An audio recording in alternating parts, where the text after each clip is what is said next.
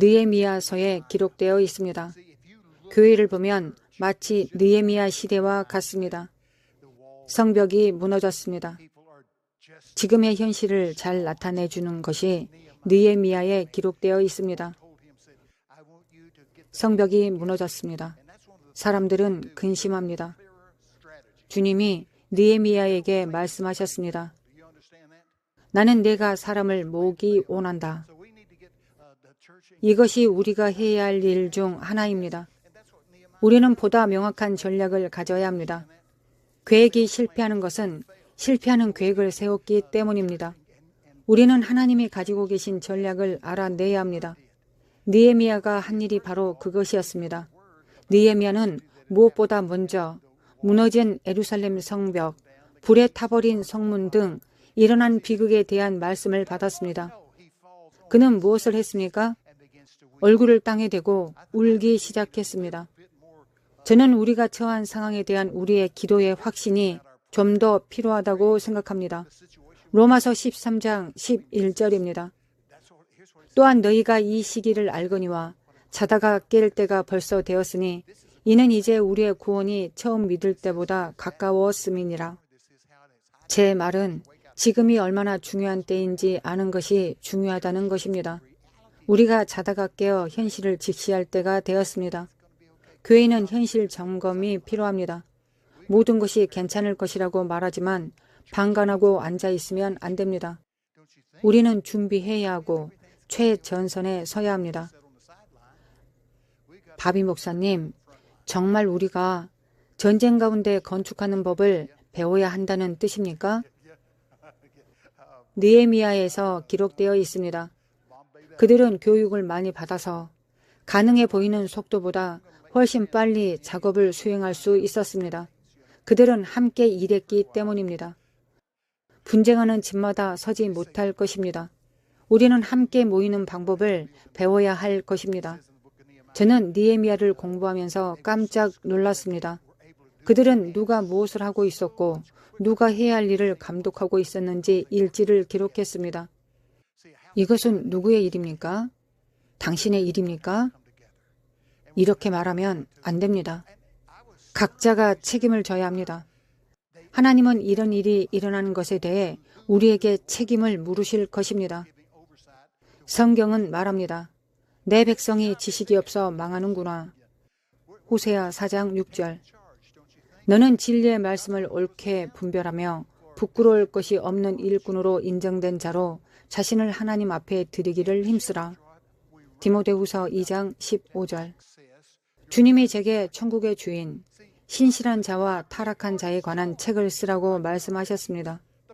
신실한 자는 선한 천사를 의미합니다. 타락한 자는 악마입니다.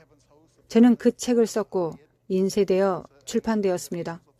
제가 트럭을 운전하며 길을 가고 있는데 주님이 제 앞에 나타나셔서 말씀하셨습니다. 바비, 내가 천국의 주인인 신실한 자들과 타락한 자들에 관한 책을 쓰라고 했다. 저는 그렇게 했다고 말씀드렸습니다. 내가 신실한 천사들과 그들의 임무와 그들의 사역에 대해 정말로 잘 썼다.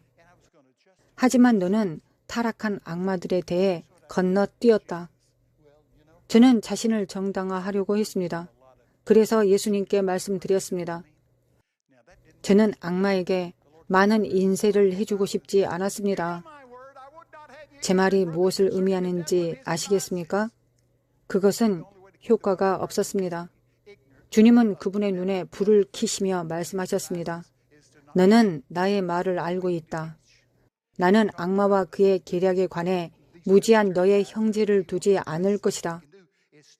그리스도의 몸이 직면하고 있는 악마와 그의 계략에 대해 무지하지 않고 사탄을 잘 알게 하기 위해서 우리가 할 수 있는 방법은 가르치는 것입니다. 군인들은 우리가 할 수 있는 가장 좋은 것 중 하나는 적의 전략을 연구하는 것입니다. 라고 말할 것입니다.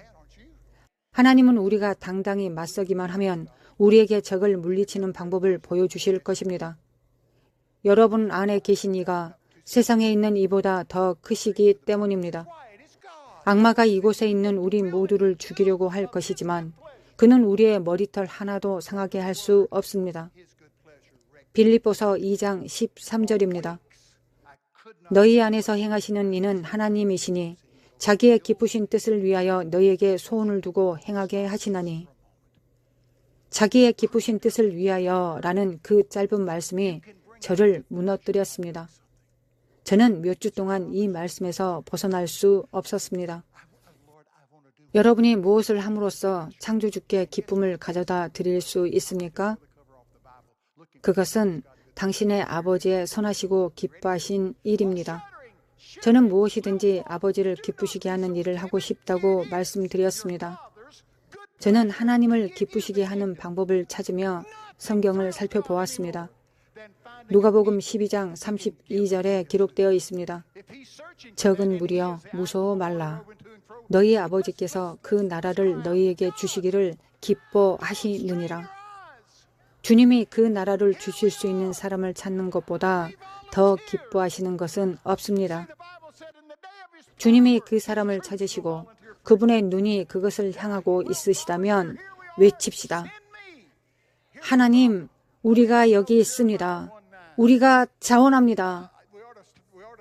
시편 110편의 주의 권능의 나라에 주의 백성이 즐거이 헌신한다고 기록되어 있습니다. 우리가 자원할 것입니다. 내가 여기 있나이다. 나를 보내소서.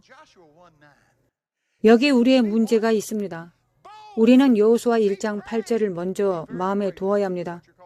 이 율법책을 내 입에서 떠나지 말게 하며 주야로 그것을 묵상하여 그 안에 기록된 대로 다 지켜 행하라. 그리하면 내 길이 평탄하게 될 것이며 내가 형통하리라. 여호수아 1장 9절입니다. 내가 내게 명령한 것이 아니냐. 강하고 담대하라. 두려워하지 말며 놀라지 말라. 내가 어디로 가든지 내 하나님 여호와가 너와 함께 하느니라 하시니라. 누가 여러분과 함께 가십니까? 전능하시고 전쟁에 능하신 하나님이십니다. 예레미야 20장 11절입니다. 그러하오나 여호와는 두려운 용사 같으시며 나와 함께 하심으로 나를 박해하는 자들이 넘어지고 이기지 못할 것이오며 그들은 지혜롭게 행하지 못하므로 큰 치욕을 당하오리니 그 치욕은 길이 잊지 못할 것이니이다. 여러분을 박해하는 자들이 이기지 못할 것입니다. 그들은 영원한 치욕을 당할 것입니다. 하나님의 말씀을 더 공부하십시오. 그것이 우리의 무기입니다. 우리는 영의 검을 뽑아야 합니다. 그것이 우리에게 도움이 될 것입니다. 기도하겠습니다. 성경에서 의인의 강구는 역사하는 힘이 크다고 했습니다. 하나님 아버지, 뿌리와 기초에 대해 감사합니다. 우리 마음을 붙잡아 주셔서 우리가 공격적으로 나아갈 수 있도록 해 주시기를 간구합니다. 우리는 진리를 옹호할 것입니다. 진리가 거리에 엎드러졌다고 하셨습니다. 주님, 우리가 깨어나고 일어나서 진리를 다시 구해낼 수 있도록 도와주시옵소서.